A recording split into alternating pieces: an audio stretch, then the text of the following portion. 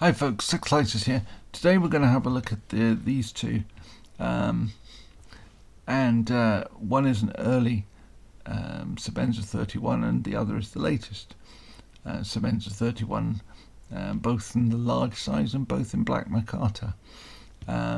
So if you enjoyed this stuff, please give it a thumbs up, and only I think about 38% of the people that watched my videos are subscribed, so it'd be really great if we could improve on that. 62% if you don't subscribe, so perhaps if you feel inclined you could maybe subscribe. Doesn't cost you anything, you get to see when new videos are coming up, and it helps my channel no end. Please also comment if you've anything you'd like to add, or respectfully tell me I'm wrong. That's fine, quite happy with that. Anyway, let's get to it.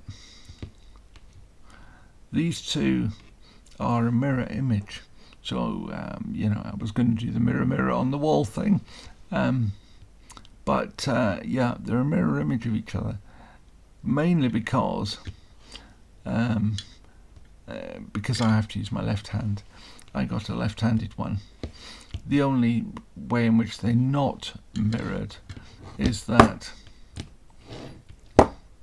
mine has double thumb studs and this only has the one.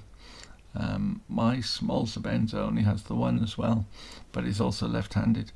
I can't really see what the saving is in only having the one, because if you do want to open your knife left-handed, it's practically impossible. Whereas if you wanted to open mine right-handed, you've got the stud there to do it. And I don't think it exactly adds to your weight. Now,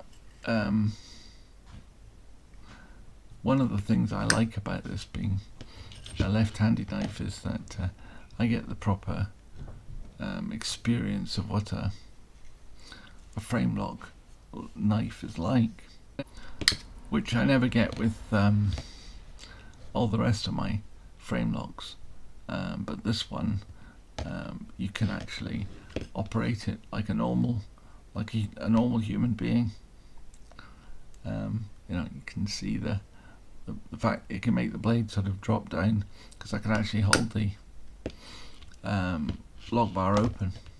Now, these two knives, as I say, one of them, this one, is mine, and it's about 3 years old, I think. And so there are differences that have happened over that time, despite the fact of being the same model and looking, certainly at first glance, identical. There are differences. They're both black micarta, but the micarta is slightly different. This has more of a wavy pattern in it. This has more sort of straight lines pattern in it. I wouldn't say one or other is best. They're just different. This one is also obviously a bit more worn in because I've been using it a lot.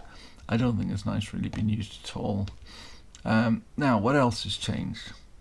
Well, when the 31 came in, the big changes were that you had this single piece of micarta instead of two strips, and the little machining hole that used to be here is gone. So that was the first thing that changed. The other two things that changed, other two big things that changed, were the way the clip is canted slightly over onto the frame side of the knife rather than the lock. Same here, so that's the same on both.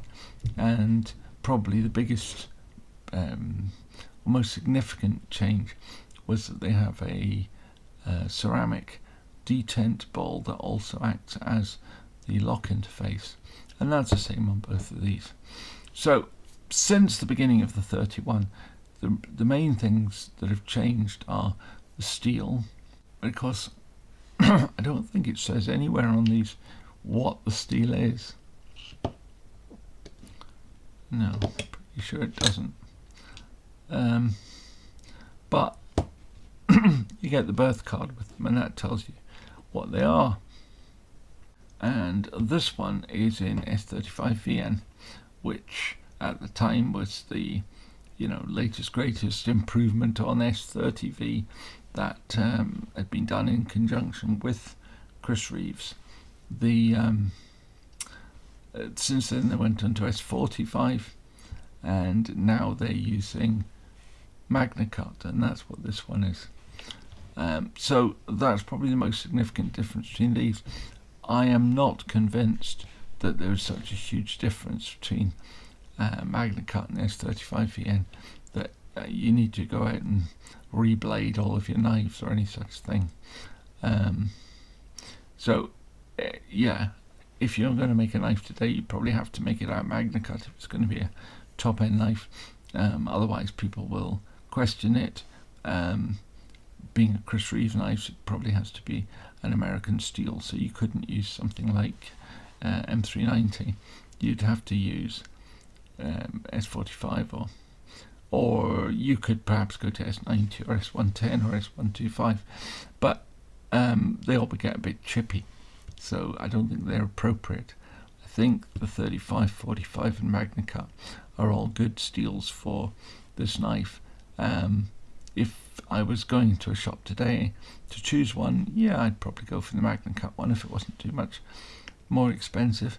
But the difference that I think is significant between these two knives is a subtle one, but worthwhile, and that's in the finish.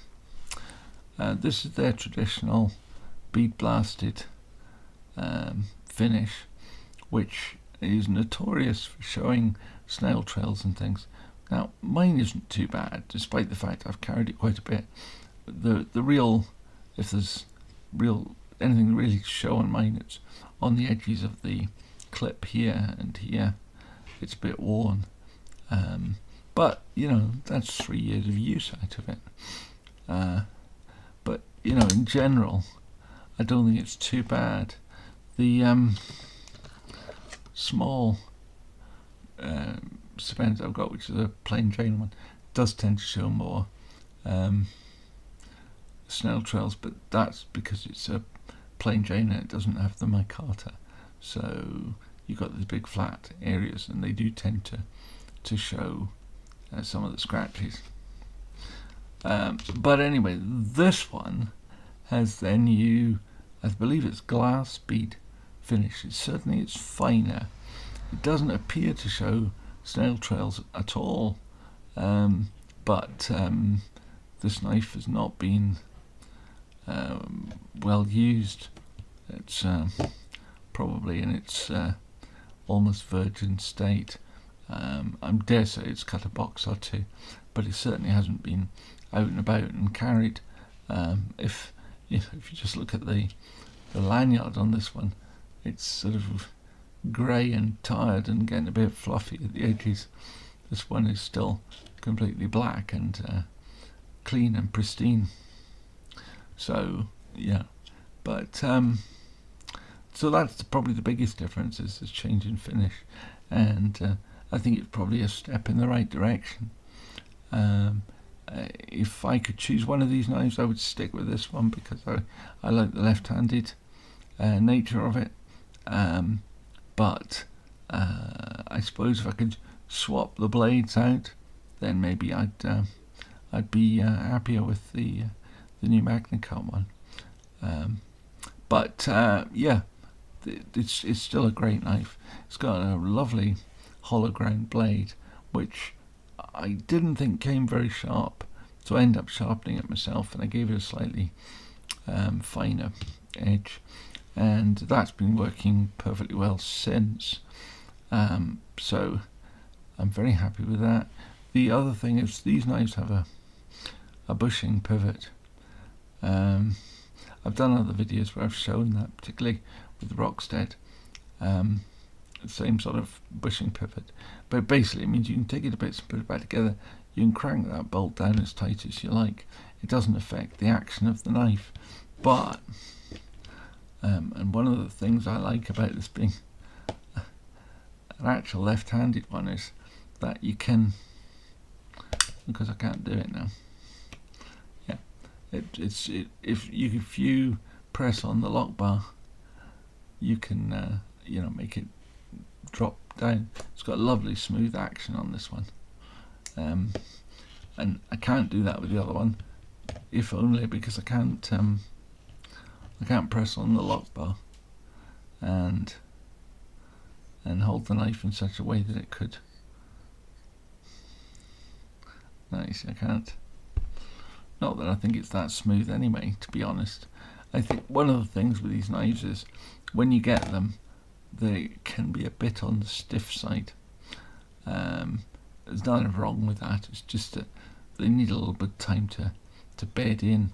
And I must admit, when I first got this one, I was a bit disappointed in the action, but it didn't take long for it to start to come good. And I don't know if I can still do it. I probably can't. My hands are too clumsy now, and this knife is very small for my clumsy hands. Yeah, I mean, it does sort of drop down, but it's not as easy as the other one. The other one's got a heavier blade, which makes a big difference. Okay, so there we are. I think that's enough about this today. There's not a huge amount to report new here, but it is nice to see that they continue to gently iterate the Sebenza. It's still their flagship model, I think, and it's great to see that they just keep it iterating, so that we hopefully will never get to a point where people will turn up and say, "Oh yes, the Sebenza was great in its day, but it's so out of date." It isn't really. They've kept it more or less up to date, and I'm very pleased with that. These two, my two, are likely to stay in my collection pretty much forever, even if only as reference samples. I never really use the little one because I'm mostly in the house, so or in the garden, so I can carry whatever knife I like. So I don't have to worry about size or whatever.